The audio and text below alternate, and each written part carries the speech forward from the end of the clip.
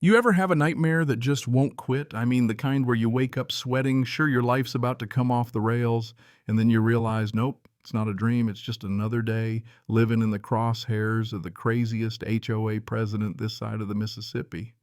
That's how my year went. If you've never had a woman with a clipboard try to erase your whole life, well, buckle up because this one gets wild. So picture this. I'm sitting at my grandfather's old cabin, a place built with his bare hands, back in '52, just trying to keep it together. Divorce had gutted me PTSD from Afghanistan, still gnawing at my bones, and every single day felt like walking a tightrope made out of fishing line. My daughter Emma, 12 years old, smart as a whip, and stuck right in the middle of the fallout. She was about the only thing keeping me from going under for good. That morning I was making her lunch like a man on a mission. Apple slices, perfect juice box, unbruised. Doing my best to play the role of dad who's got it together. Emma sat at the table leg swinging, and for a split second I felt almost normal. That's when Ruby Chavez blew through my front door like she was leading a SWAT team. Clipboard raised eyes cold. Not a hair out of place, she could make a Navy SEAL blink. She wasn't just another HOA Karen. Ruby was the real deal, a former insurance investigator turned small-town tyrant, hardened by her own nasty divorce and hell-bent on making everyone else miserable. She didn't waste time. "Mr. Diaz, you've racked up 47 violations," she barked, waving that clipboard like it held the secrets of the universe. 47. I nearly choked. I mean, yeah, the paint was peeling, the roof looked like it survived a tornado, but come on, this was a family cabin, not a drug den. Ruby had cataloged every dead leaf, measured the grass with a ruler, snapped photos like she was building a criminal case. And my kid sitting there watching spoon frozen halfway to her mouth, learning firsthand how some people weaponize power just for sport. Thing is, Ruby was too good. She knew things about me. She had no business knowing my PTSD episodes, how I count to 10 when I'm about to lose it, even that I check the locks 3 times before bed. She knew about my custody battle, my financial mess, the way my ex's lawyer painted me as unstable. She made it clear one more slip and I'd lose Emma for good. It was a threat wrapped in faux concern designed to make a man break. I'll tell you, that night after I tucked Emma in, I sat with a stack of old papers, deeds, surveys, maps, from when this place was nothing but trees. And that's when I found it. A 1960 property survey showing clear as daylight that Ruby's HOA office, her little fortress, sat smack in the middle of my family's land. Not on the edge, not kind of close, right, on top. For 2 years, she'd been trespassing while fining me for every loose shingle. I laughed so hard I probably scared Emma, but man, it was the first break I'd caught in forever. Except the more I thought about it, the less it felt like luck. Ruby was sharp. She didn't miss details. What if she knew exactly where her office sat? What if out of all the land in Michigan, she targeted me on purpose? Things escalated fast. Within days, my appeals vanished from county files. Ruby's permits got rushed through while mine were held up or lost. Suddenly, every improvement on my place triggered new inspections, each with new violations. She didn't call social services herself. She was smarter than that. Instead, rumors started flying at Emma's school parents, whispering about the unstable veteran by the playground. Teachers asking my daughter those soft, prying questions that make your skin crawl. Fines piled up, $200 a day. I was staring down foreclosure and worse, the real chance of losing my daughter. And then here's the twist. Ruby's own surveyor turned out to be Frank Torres, a fellow Marine. Frank recognized the look in my eyes. He saw through Ruby's game, but she had dirt on him too. Some tax thing, maybe a VA leak about his therapy. The dude was trapped same as me. But Frank's conscience finally got the better of him, and he slipped me a file that made my blood run cold. Ruby'd done this before. Elderly widows, military families, small business owners, always the same playbook.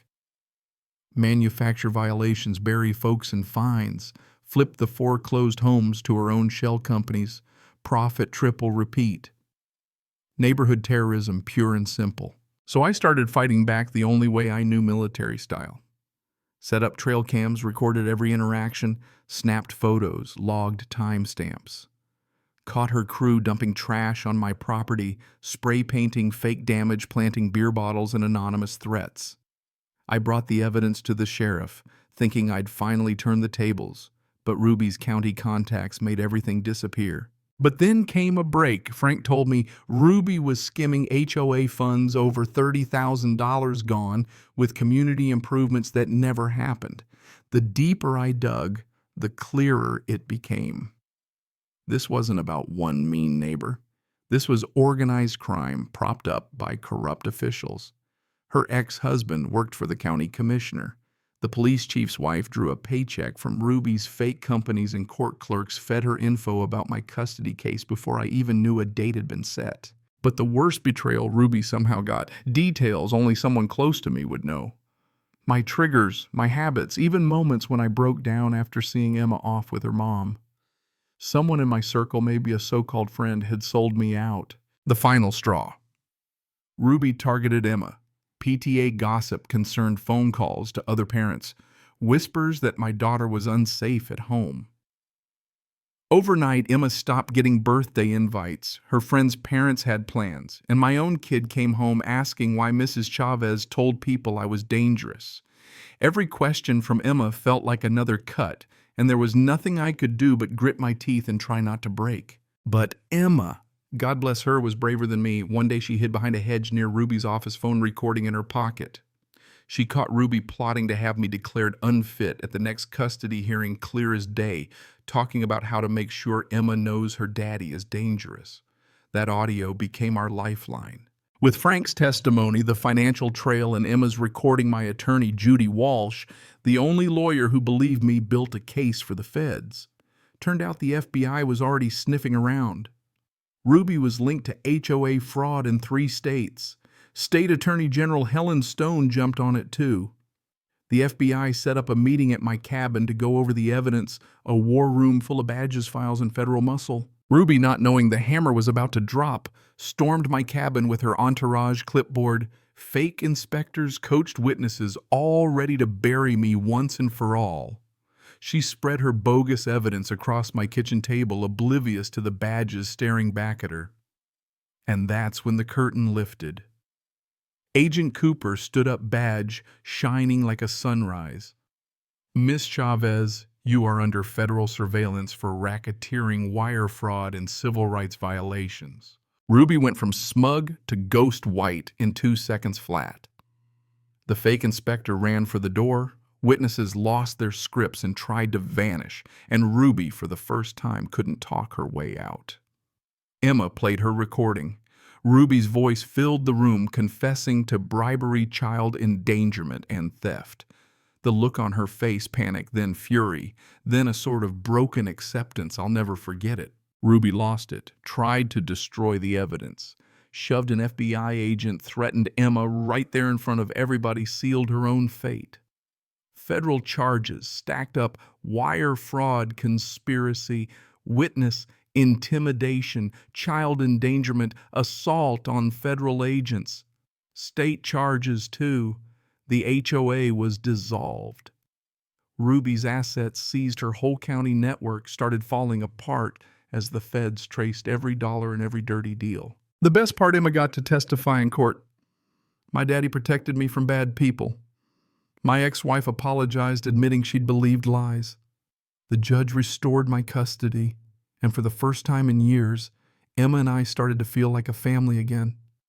Neighbors who once crossed the street to avoid me started dropping off casseroles, apologizing, wanting to hear our story.